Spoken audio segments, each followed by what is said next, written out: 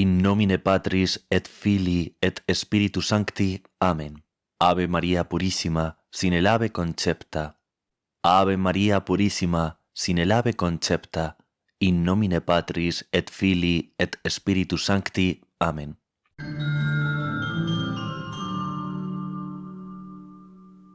Visiones del Purgatorio. Capítulo 34. En el Purgatorio de los Hebreos. 30 de agosto de 1821. La noche pasada tuve serios trabajos con las pobres almas y especialmente con judíos muertos y vivientes. Primeramente tuve grandes penas. Fui llamada en ayuda del alma de una mujer de esta vecindad que había tenido una hija piadosa, aunque un tanto simple, a quien ella había constantemente reprendido y castigado mucho. Yo no podía en modo alguno llegar hasta ese alma, pero oía sus lamentos y veía que era azotada y maltratada de modo espantoso.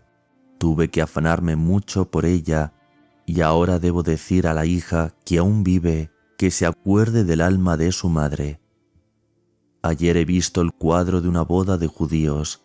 Esta noche vino a mí el alma de una pobre hebrea y me condujo en torno de la ciudad para exhortar a los hebreos a convertirse y a mejorar el estado de sus almas.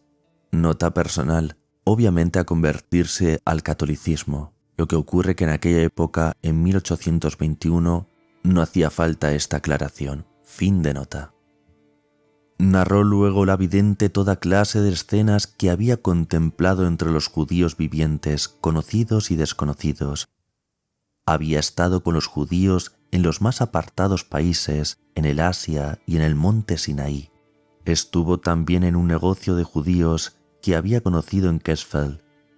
La mujer hebrea estaba ocupada en poner en orden, para engañar a la gente, toda clase de malas mercaderías mezcladas y cubiertas con buenas, y estas eran puntillas y tejidos de lino, de las cuales una tercera parte apenas valía algo. Ana Catalina le impidió de todos modos encontrar lo que buscaba. No podía encontrar las mercaderías. Se sintió muy angustiada, de modo que fue hacia donde estaba su marido y se lamentó con él. Este le dijo que quizás había pecado con malos pensamientos y que debía hacer penitencia. Vio a aquella mujer retirarse a un ángulo y expiar. Entonces obtuvo poder sobre ella y le dijo muchas cosas. Le angustió, la reprendió y la conmovió tan sensiblemente que ella llamó al marido en su ayuda. Él acudió y dijo: ¿No ves ahora tú que ciertamente tienes pecado? Entonces aquella mujer se decidió, en reparación de sus engaños, a distribuir muchos paños viejos a los pobres cristianos. Esta distribución y otras limosnas resultaron, por cooperación de Ana Catalina, que se le había aparecido, obras expiatorias por diversos pecados de la hebrea. Fui llevada por el alma de la vieja hebrea al lugar de purgación de las almas de los hebreos, y tuve allí que aconsejar y ayudar a diversos pobres israelitas de Kesfeld, de los cuales conocí a algunos. He visto que este lugar está separado y como suspendido del lugar de expiación de los cristianos.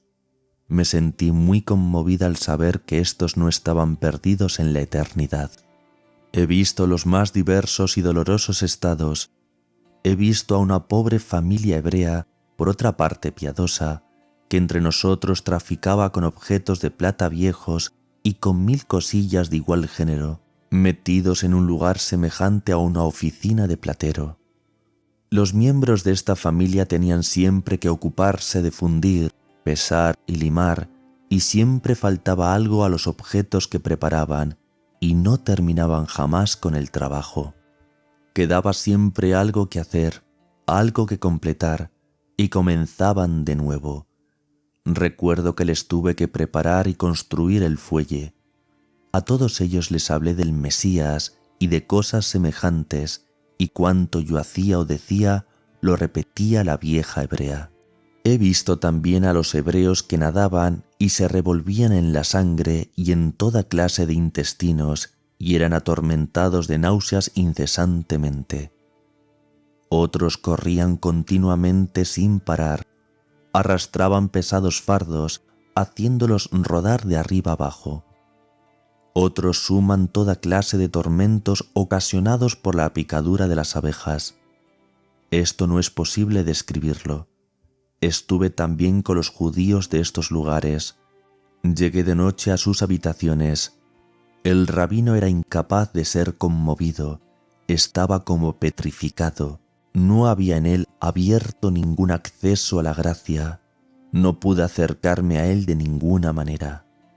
La señora P. se atiene, como estrechamente atada y como encadenada, al principio de que es pecado aún el pensar simplemente en alguna cosa cristiana y que semejante pensamiento debe rechazarse de inmediato. La más próxima al cristianismo es aquella gruesa hebrea que trafica y vende carne. Si no fuese tan inclinada al fraude, sería accesible a la gracia. Por otra parte, ninguno tiene misericordia y compasión con esta pobre gente. Traté de acercarme al lecho de aquella mujer y busqué el modo de obrar sobre ella. Mucho le he dicho. Vi que despertó y fue espantada hacia su marido y le dijo que le parecía que el alma de su madre hubiese aparecido. Se encontró llena de espantosa turbación y se decidió a dar algo a los cristianos pobres. Estuve también con los judíos de un gran gueto. Había allí entre ellos muchas personas piadosas. Había también muchos hebreos ricos que tenían el piso cubierto y por dentro lleno de oro y de perlas. Estuve con judíos ricos y de alta posición, pero por desgracia con ellos no había nada que hacer. En Tesalónica estuve en una gran ciudad hebrea y tuve relación con muchos israelitas piadosos. Los he visto conmovidos, reunirse y conferenciar entre ellos, diciendo que había nacido el Mesías. Se contaban toda clase de impresiones y de agradables conjeturas. Estuve también con ciertos hebreos que habitaban en el monte Sinaí, en antiguas cavernas de ladrones que realizaban muchos robos y crueldades. Creo haberlos espantado con ventaja para los cristianos y los peregrinos que frecuentan esos lugares.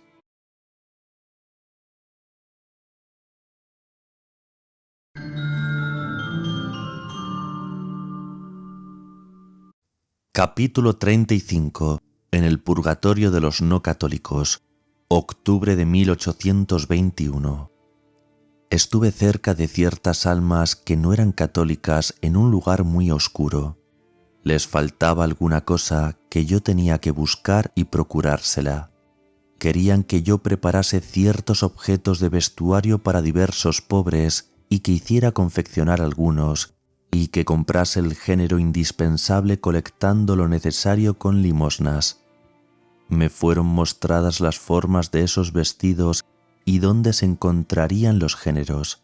Al principio intenté rehusar el encargo, pero aquellas almas me instaban con tanta insistencia que al fin consentí en ello, aunque me resultara muy grave y penoso. He tenido de nuevo mucho que hacer con las pobres almas y ahora conozco los vestidos que debo preparar para los pobres. Conozco el ancho y largo del género, pero no sé aún quiénes son esos pobres. Tuve el aviso de pedir limosna para esto, aún del peregrino. Recordemos que el peregrino es Clemente Brentano, la persona encargada de escribir las visiones de Ana Catalina. Fin de nota. Llegué a esas pobres almas en mi viaje a la mansión de bodas. Allí tengo que limpiar un campo desierto y espinoso. Dentro de la mansión de bodas encontré a la gruesa y gorda cocinera que llevaba en torno de la cintura una cadena de hierro, de la cual pendían las cucharas, los cucharones y todos sus utensilios. Como el mal en el bajo vientre me atormentaba, el confesor me dijo que resistiese aquellos dolores.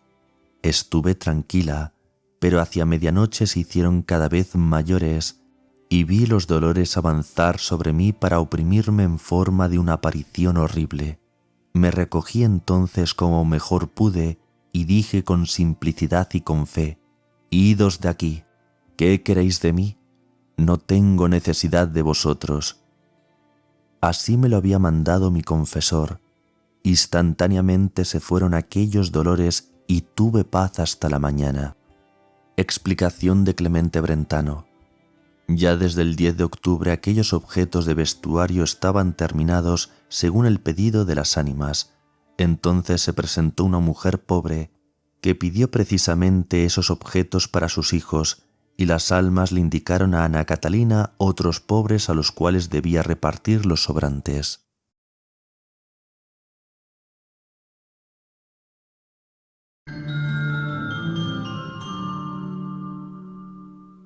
Capítulo 36. Otros trabajos en favor de las almas. Octubre de 1821. Desde hace varios días, al aproximarse la solemnidad de los difuntos, Ana Catalina tiene durante la noche mucho trabajo que hacer y trato frecuente con almas conocidas y desconocidas. Son las almas o el ángel custodio quienes le encargan diversas expiaciones, trabajos o visitas a parientes para reparar por bienes injustamente retenidos. Una mujer aparece repetidas veces pidiéndole que persuada a su hija a restituir unos bienes mal adquiridos de sus antepasados y por medio de ella pasados a su hija. Tuvo que amonestar a ésta haciendo para ello un viaje largo entre las nieves de altas montañas y se acordó de una iglesia espiritual en la cual tuvo que ayudar a la Santa Misa y administrar el sacramento a algunas almas. Yo sentía gran temor, aunque tocaba las cosas por medio de pañitos. Sentía que no podía tocarlos como mujer que soy. También el servir en la misa me ocasionó mucha angustia, hasta que el sacerdote se volvió a mí y me lo ordenó en modo serio, diciendo que así debía suceder. Reconocí en aquel sacerdote el alma buena, ahora luminosa y resplandeciente del abate Lambert. No tengo ideas más claras de esta escena y no la he entendido.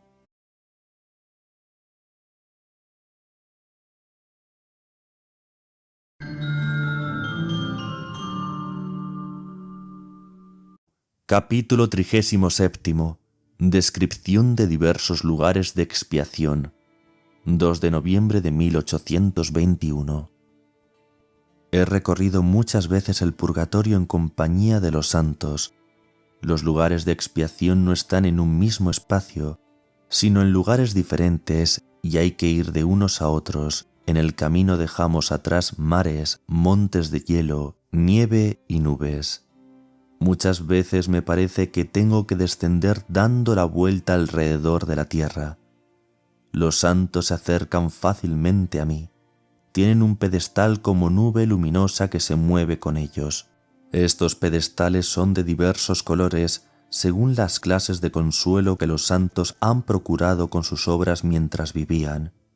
Siempre debo andar por caminos tristes, pero acepto este trabajo en expiación de los pecados de las benditas almas y voy orando por ellas. Aquí recuerdo los padecimientos de los santos y los ofrezco juntamente con los de Jesús por las benditas almas. Los lugares donde están las almas son muy diferentes, según el estado de ellas. Es posible compararlos con lugares que yo llamaría huertos, porque en ellos se conservan ciertas gracias y efectos, como se conservan las frutas en los huertos. Así los diferentes lugares donde están las almas son como jardines o mansiones, mundos de diferentes clases de penas, desdichas, carencias, privaciones, necesidades y angustias. Al llegar a estos lugares veo rayos de luz que caen sobre algunos puntos o un crepúsculo alrededor del horizonte. Estos son los mejores. En ninguno de ellos se ve el cielo azul, pues en todas partes está más o menos turbado y oscurecido.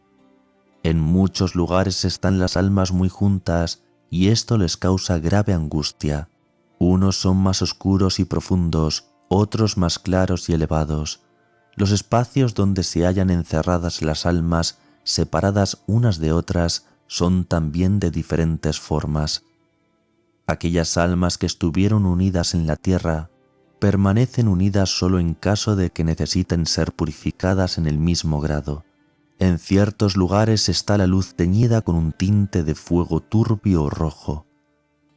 No puede expresarse la gran alegría y el consuelo de las almas que se quedan cuando las otras son rescatadas. Hay asimismo lugares donde las almas deben trabajar por penitencia, como vi en otro tiempo en las torres y fortalezas, en la isla donde las mujeres cultivaban frutos y los transportaban en balsas. La naturaleza es allí pobre, marchita y sin vigor, y los frutos se asemejan a ella. Vi que las almas de los reyes y señores que habían atormentado durante su vida mortal a los demás, ahora servían humildemente como siervos. He visto en el purgatorio a protestantes que habían vivido piadosamente en su ignorancia. Están abandonados porque carecen de oraciones. He visto almas a las cuales, cuando otra salía, subían de un grado inferior a otro más elevado. A otras he visto que podían andar errantes de un lugar a otro y gozar de mutua comunicación y consuelo. El poder aparecer para pedir sufragios es una gracia especial. He visto lugares donde se purifican las almas que habían sido proclamadas santas, pero que al salir del mundo no habían perfeccionado su santidad.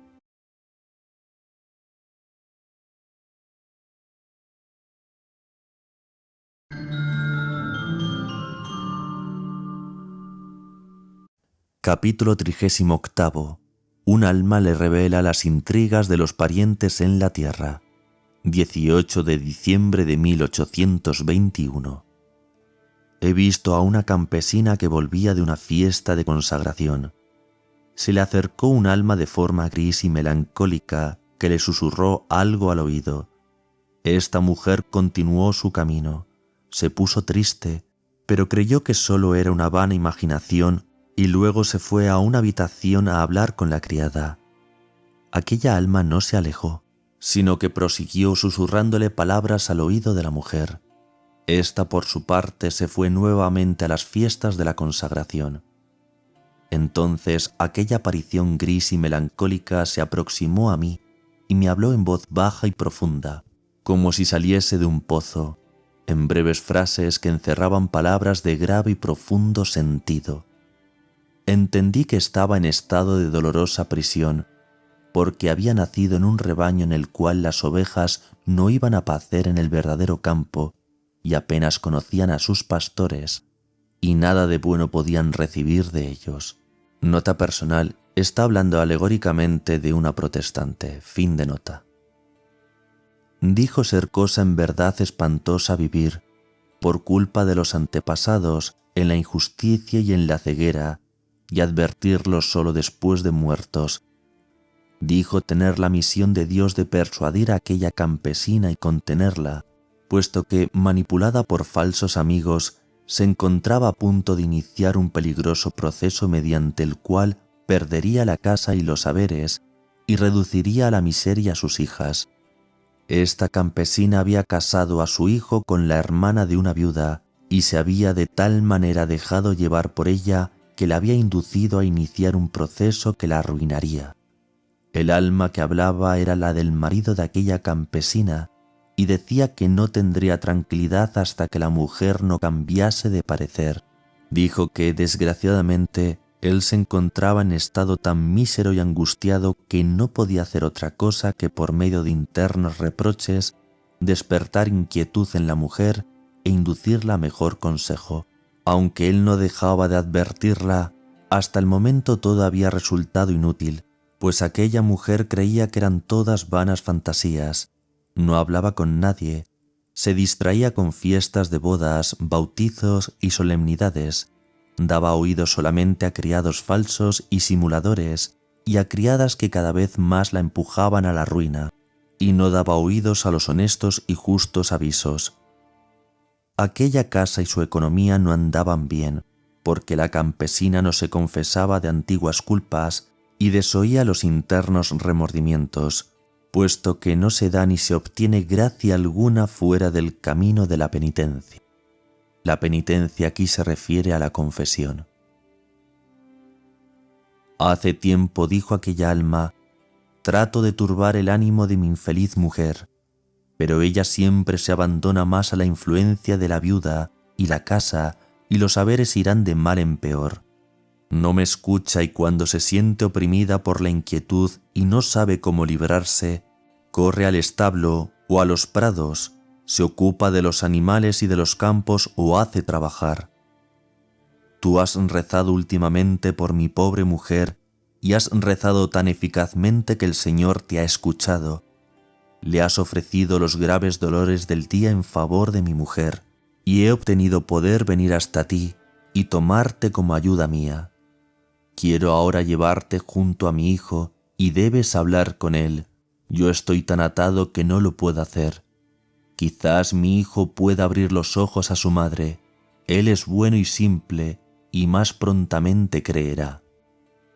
Me fui primero a la solemnidad con aquella alma. Allí estaba su mujer sentada con otras mujeres. He visto que aquel espíritu se acercó a la mujer y le habló al oído diciéndole que debía al fin librarse de la viuda y no perder el alma y el cuerpo, la heredad y los bienes en un injusto proceso. He visto que la mujer, inquieta, dejó aquella compañía y fue en busca de otros entretenimientos. El alma me dijo que la mujer, como bestializada, estaba a punto de meterse más en aquel negocio, pero que él no perdería el ánimo, puesto que su miseria y separación de la luz en el otro mundo eran aumentadas y multiplicadas por la perversidad de la mujer, dado que por culpa suya muchas cosas habían sido descuidadas en el desempeño de los trabajos domésticos. Nota personal, este punto es muy interesante. Vemos como un alma del purgatorio está preocupada en ver aumentar sus sufrimientos, ya que por dejadez o por pecado, al permitir una situación en su casa y al agravarse esa situación, puede aumentar sus sufrimientos. Es como una estructura de pecado. Fin de nota personal. Me condujo entonces junto a su hijo. El camino para llegar era largo y desierto, y tuve que pasar sobre un ancho lago de aguas agitadas. Había gran peligro, me sentía temerosa e inquieta. Tenía junto a mí aquel espíritu grisáceo que hablaba tan oscuramente como de lejos y todo estaba lleno de peligros y angustias. Durante el camino, aquella alma, al pasar sobre cada campo o choza, me decía qué pecado o delito pesaba sobre esos lugares y cómo debía conjurarlos con la oración y qué debía hacer yo. Nota personal, esto también es muy importante. Según las visiones de la beata Ana Catalina Emmerich, el alma del purgatorio le decía en qué zonas o lugares había un cierto peso de pecado o de delito y que la beata Ana Catalina Emmerich tenía el deber de reparar para purificarlo. Fin de nota personal. Después que pasamos al lago, el camino se dirigió hacia comarcas áridas y oscuras en dirección al norte. Llegamos a un lugar muy vasto. El alma me condujo por sobre un campo hasta una casita. Entramos en la habitación del hijo. Este se espantó. Creía que veía el alma de su padre, pero volvió en sí y recobró el dominio de sus sentidos. Tuve que hablar largo tiempo con él y decirle que debía rezar mejor para alcanzar la salvación y lo que debía hacer con su madre, y que perdería todo si iniciaba el proceso aconsejado por la cuñada. El alma de su padre, que no podía llegar hasta la madre, le avisaba que le advirtiera y le dijera cuál era la verdadera causa de su inquietud. Le dije también otras cosas importantes que ahora no recuerdo. He visto que este hijo era simple, bueno y pacífico. Tenía cara redonda, nariz un tanto aplastada, no tenía cólera ni rencor y estaba muy conmovido, deseoso de caminar por el sendero recto y la conducta de su madre le inspiraba mucha compasión. La simplicidad de este labrador era muy conmovedora. Vi entonces el efecto de mis palabras como en lejana visión. Vi a aquel hijo con una antorcha en la mano ir en busca de la mujer, que estaba en el cuarto del telar. Ella lo siguió de mala gana y le decía que estaba ocupada, pero él le habló del asunto por el cual había venido y rogó con instancia para que su madre pudiese librarse del proceso. Entendí que le decía a esta mujer: le conviene a tu madre quitarle hasta el vestido que lleva encima.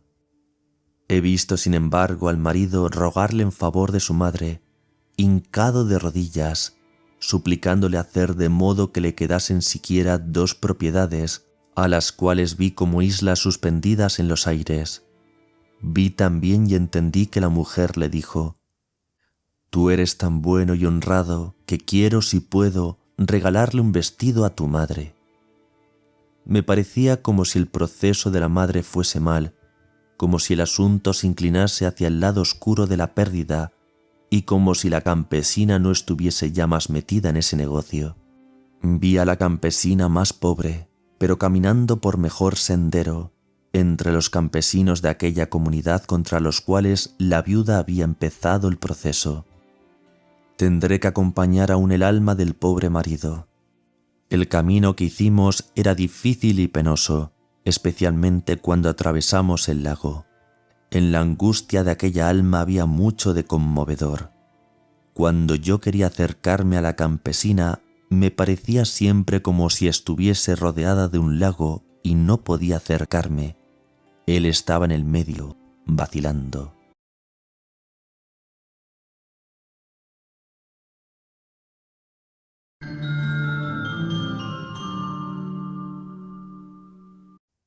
Capítulo 39.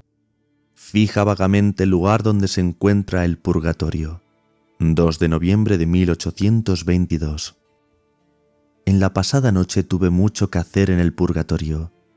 Estuve viajando siempre en dirección al norte y me parece como si aquel lugar estuviese situado sobre la parte más honda de la esfera del mundo. Cuando estoy allí veo las montañas de nieve como si estuviesen sobre mí.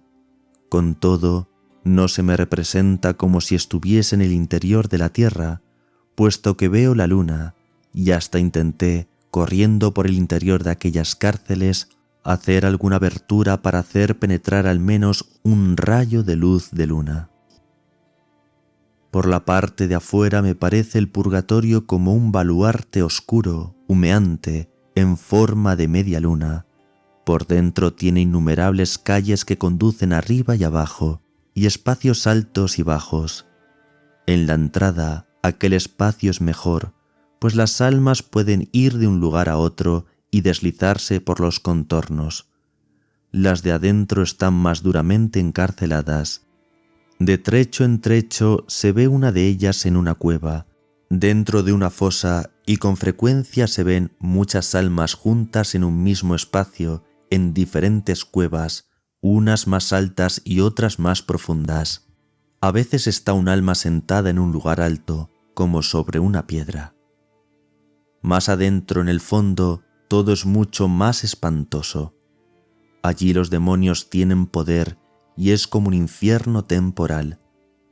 Las almas son atormentadas y espectros espantosos y larvas diabólicas recorren estos sitios atormentando y angustiando a las almas. Veo en el purgatorio un lugar destinado a los ejercicios de piedad, una especie de iglesia, donde son a veces consoladas las almas. Éstas la miran como nosotros a nuestras iglesias. Las almas no reciben allí inmediatamente auxilio del cielo. Todo lo obtienen de la tierra, de los vivos que ofrecen por ellas al juez divino oraciones y buenas obras, sacrificios y mortificaciones, y sobre todo el santo sacrificio de la misa. Cuando voy hacia el norte y paso por encima del hielo, allí donde el círculo de la tierra se hace más angosto y estrecho, entonces veo aparecer desde allí el lugar del purgatorio más o menos como se ve el sol o la luna cuando bajan al horizonte, un camino como sobre un círculo, sobre una calle o sobre un anillo. No encuentro la palabra propia, y el purgatorio se ofrece a la vista a manera de semicírculo. A la izquierda, allí a lo lejos, está el molino, y a la derecha muchas obras y trincheras. Cuando estoy en el purgatorio no veo que nadie lo visite más que mi guía, pero en la lejanía, en diferentes lugares de la tierra, veo algunos penitentes, ermitaños, religiosos y otras personas que trabajan por las ánimas benditas. Este purgatorio es el de la Iglesia Católica. Las sectas están allí separadas, como aquí, y padecen mucho más porque no reciben de la tierra sufragios de oraciones y misas. Acercándose a las almas se conoce si son de hombres o mujeres. Se ven figuras más o menos claras, cuyo rostro está infinitamente afligido y dolorido, aunque en él se ve la paciencia con que llevan sus penas. No es posible explicar la compasión que me causa el verlas. Nada hay más consolador que contemplar su paciencia y ver cómo se alegran las unas de la salvación de las otras y cómo se duelen a la vista de los dolores de las demás que allí moran y de la aflicción de las que van llegando. He visto también a niños en este lugar. Nota aclaratoria: cuando se refiere a sectas, se refiere a los protestantes, no a sectas propiamente dichas. Fin de nota.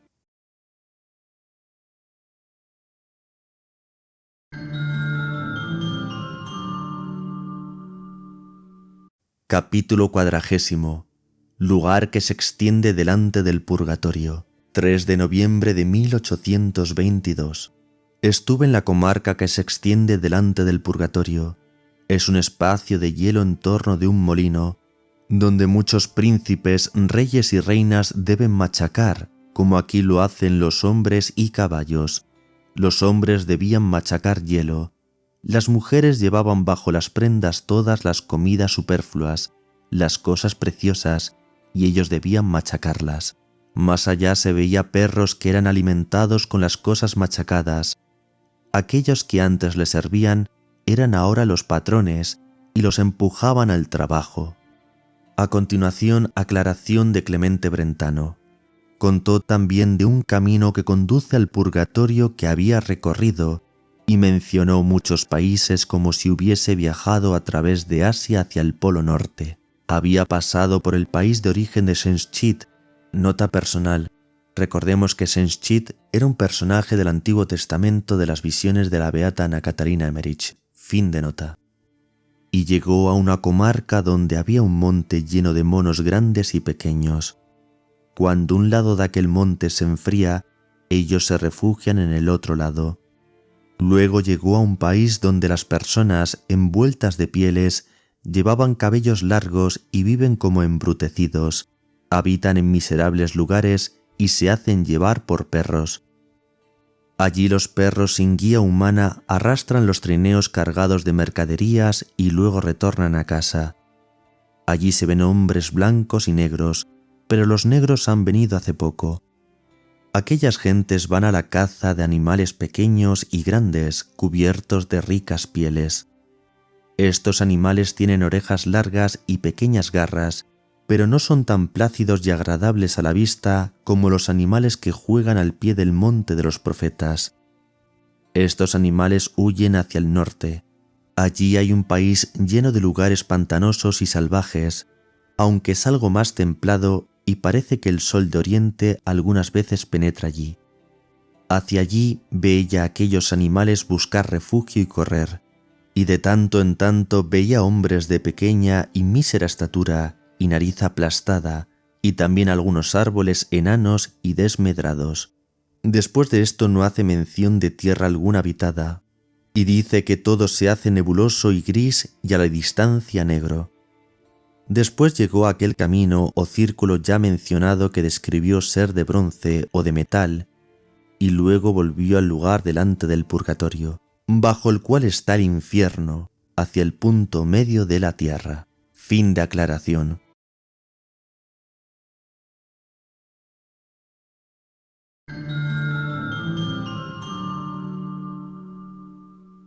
Capítulo 41. Almas de la secta de Krünner, 19 de octubre de 1823.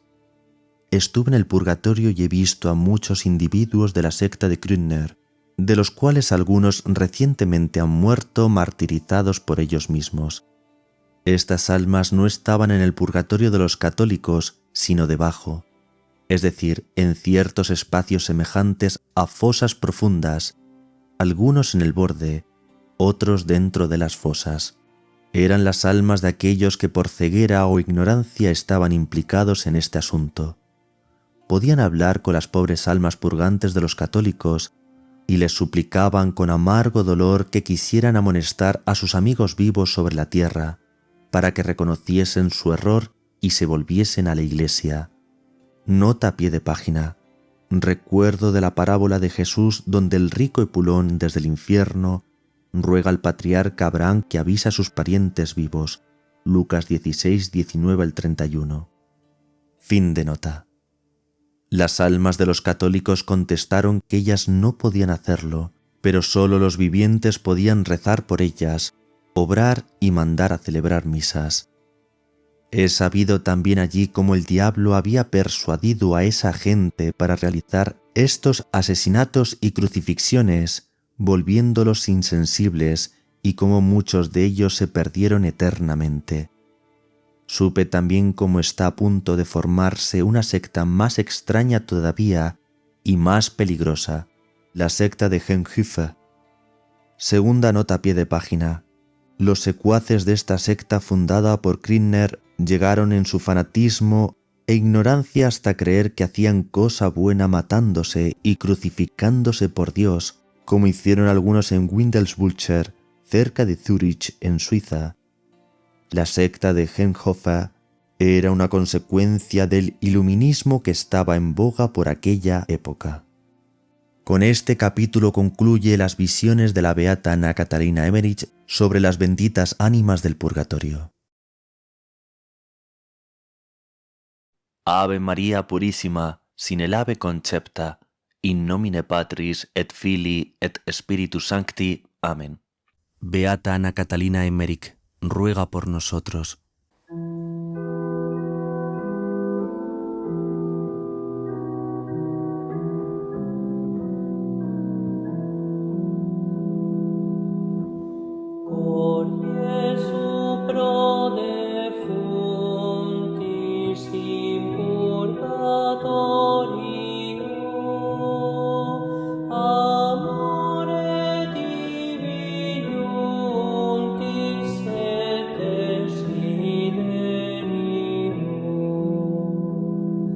Exaudi nostre cantes per matris merita, flammas y los purgantes, corardes mitiga.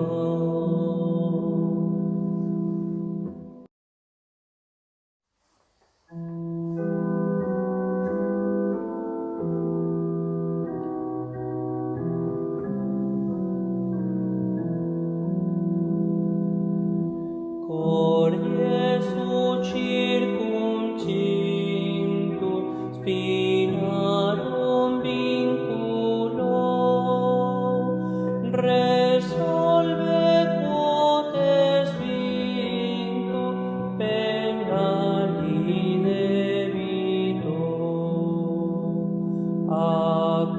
aculeos culparum confrige meritis, dolorum et gutarum profusi sanguinis.